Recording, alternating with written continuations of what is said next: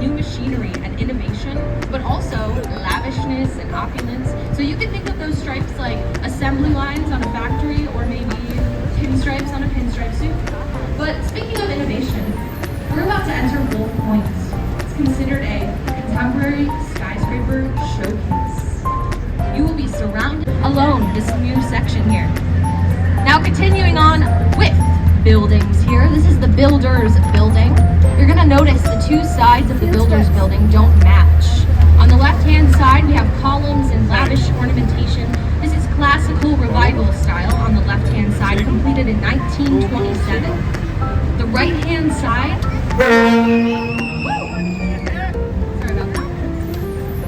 the right-hand side was an addition that was done in 1986, so 60 years later.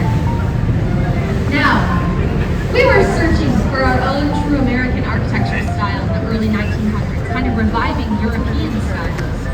But then, in the 1920s, we found that style, Art Deco. This is the Merchandise Mart. It's an Art Deco style building, and a huge one too. Now, notice those bronze diamonds near the base there, and then you have some little zigzags in between those. Those are called chevrons. Now, also notice some deeply set windows. Deeply set windows almost acting like stripes. They are here to see us. They're our audience, so give them a wave. Oh my gosh, yes, they're obsessed with us. They can't get enough. Wow, 2 waves. Yeah, it's a big deal. We're a big deal. Now that is a room within the arcade. The arcade is a room within the Riverwalk, and this section of the reflective glass. So look for that triangle. This is 77 West Wacker. This style is neoclassical. Neo meaning new and classical meaning, well, old. So the classical part is that triangle. That triangle is modeled after a Greek pediment. And then the neo, or the new, is that reflective glass.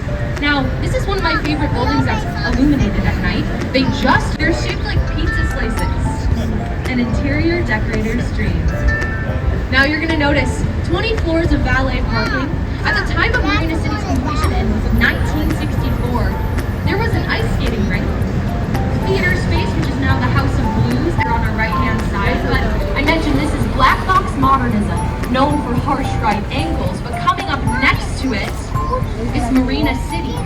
And you'll notice no right angles in these circular, almost corn cob looking towers. Now, Marina City's architect, his name is Berkshire. A huge elevator. There was this elevator that could transport people inside of their cars. Now, the rich clientele going to buy jewelry at the Jewelers Building's fire suppression system. Very important to have good fire suppression in our buildings in Chicago. If you know, you know. If you don't, well, don't worry. Backs on this building, places where the building gets skinnier as we reach the top. Those are called setbacks. So tying it all together. Now coming up in front of us here, Trump International Hotel and Tower sits in front of us. This is a coveted slot. We're very proud of her. But coming up, now we're going to jump back in history to the 1920s. Coming up in front of us, look for a clock tower at the top of the building here. That clock tower building is the Wrigley Building. The Wrigley Building. And do I have any fans of Juicy Fruit Gum? I know I am a fan. Well, this was actually the headquarters for Wrigley Chewing Gum. William Wrigley Jr. commissioned architects Graham, Anderson, Probst, and White to design this Spanish Revival style building.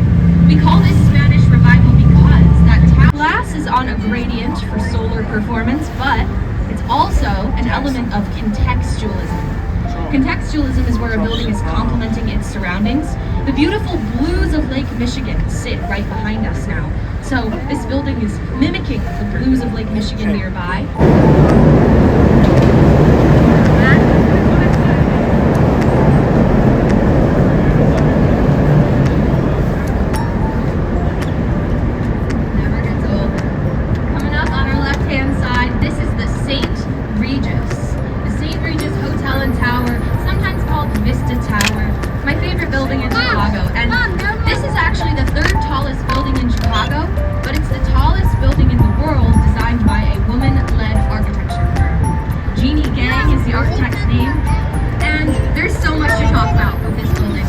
wavy shape is modeled after the frustum. Frustum is a shape that occurs naturally in crystal, fluorite, and sapphire. So this building is actually modeled after fluorite shape to it, very, very tall. But for now, as we pass under this Lakeshore Drive bridge, I'm gonna let it do its thing and act as our curtain. We renamed Jean-Baptiste Bois du Sable Lakeshore Drive. It's quite a name.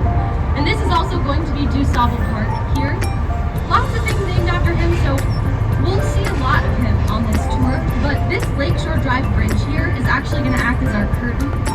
I'm a little theatrical, but it roughly translates